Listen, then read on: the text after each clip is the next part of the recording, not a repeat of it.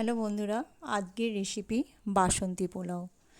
এটি খেতে খুবই সুস্বাদু এবং সকলে জানে না এমনও আছে। যারা জানে না তাদের জন্য আমি এটা তৈরি করে এই রেসিপিটা দেখাচ্ছি। আশা করছি তোমাদের ভালো লাগবে এবং পুরো ভিডিওটা দেখার অনুরোধ থাকলো। প্রথমে চালটা আধা ঘন্টা ভিজিয়ে রেখেছিলাম। এরপর একটা অন্য পাত্রে ঝরিয়ে দিয়েছি জলটা, খুব শুকনো হয়ে গেছে। এরপর আমি এই চালটাকে ম্যারিনেট করে রাখবো। তার জন্য আমি দিয়ে দিলাম ঘি। আপনারা আপনাদের প্রয়োজন মতন ঘিটা দেবেন। ঘি, নুন আর মিষ্টি, আর দিয়ে দিলাম নুনটা পরিমাণে কমই দেবেন। এরপর দিয়ে দিচ্ছি চিনি। চিনিটা আপনারা আপনাদের মিষ্টি অনুযায়ী দেবেন। আমরা একটু মিষ্টি মিষ্টি ভালোবাসি, তাই চিনিটা একটু বেশি করেই দিচ্ছি। পরিমাণটা আপনারা বুঝে দেবেন। এরপর দিয়ে দেবো একটু হলুদ রঙের জন্য, তাহলে একটু বাসন্তী কালার আসবে। আর দিয়ে দিলাম একটু গরম মশলা। এরপর সমস্ত চালটাকে আমি ভালো করে মাখিয়ে নেব। সুন্দরভাবে মাখিয়ে নিয়েছি, দিয়ে রেখে দিয়েছি। ডেকচির মধ্যে দিয়ে দিয়েছি ঘি। এর মধ্যে দিয়ে দেবো তেজপাতা আর গোটা গরম মশলা। তেজপাতা আর গরম মশলাটা ভেজে রেখে দিচ্ছি। গরম মশলার মধ্যে ছিল দারচিনি, লবঙ্গ, এলাচ। হালকা গন্ধ বেরোবে, তুলে রেখে দিয়েছি। এরপর ডেকচির মধ্যে দিয়ে দিলাম ঘি। ঘিয়ের মধ্যে দিয়ে দেবো কাজু আর কিশমিশ। কাজু আর কিশমিশগুলোকে আমি হালকা করে ভেজে নেব। কাজু ভাজতে বেশিক্ষণ সময় নেয় না, খুব তাড়াতাড়ি এটা লাল হয়ে যায়। সেই জন্য এটা খুব কম করে দেবেন, আঁচটা যেন সিমে থাকে। এরপর আমি কাজুগুলোকে সুন্দরভাবে নেড়ে নিচ্ছি। কাজুটা আমার ভাজা হয়ে গেছে, কাজুটা তুলে রেখে দিচ্ছি।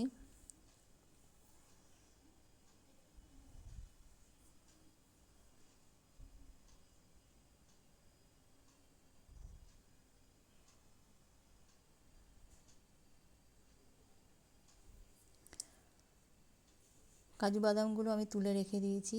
এরপর যে চালটা আমি ম্যারিনেট করে রেখেছিলাম, ওই চালটা দিয়ে দেবো ডেকচির মধ্যে। এর মধ্যে ঘি আর তেজপাতা অবশ্যই আমি দিয়ে দিয়েছি, আর গোটা গরম মশলা। এরপর চালটা আমি পুরোটা দিয়ে দেব।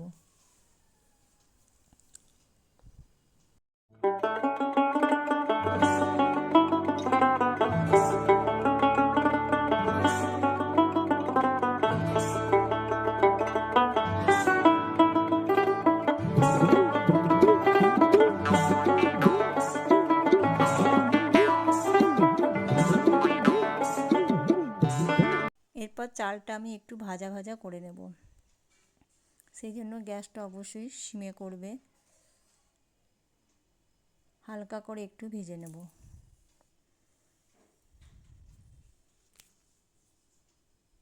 আর পাশের গ্যাসে আমি বসিয়ে দিয়েছি গরম জল। ওই গরম জলটাই আমি এই পোলাওয়ের মধ্যে দিয়ে দেবো। অবশ্যই পোলাওতে গরম জল দেবে, তাহলে বেশি টেস্টটা ভালো হয়। আর যে পরিমাণ চাল নেবে তার ডবল জল দিতে হয়, এটাও বলে দিলাম। আমি একটা কাপে করে চাল নিয়েছিলাম। এটা হলো গরম জল। গরম জলটা দেখছি বেশ গরম হয়ে গেছে। আমি একটা কাপের মাপে চাল নিয়েছিলাম। যতটা চাল নিয়েছি সেটা মেপে ততটাই জল দিচ্ছি। আমি এটা 3 কাপ চাল নিয়েছিলাম, সেই জন্য 6 কাপ জল দিয়ে দিচ্ছি।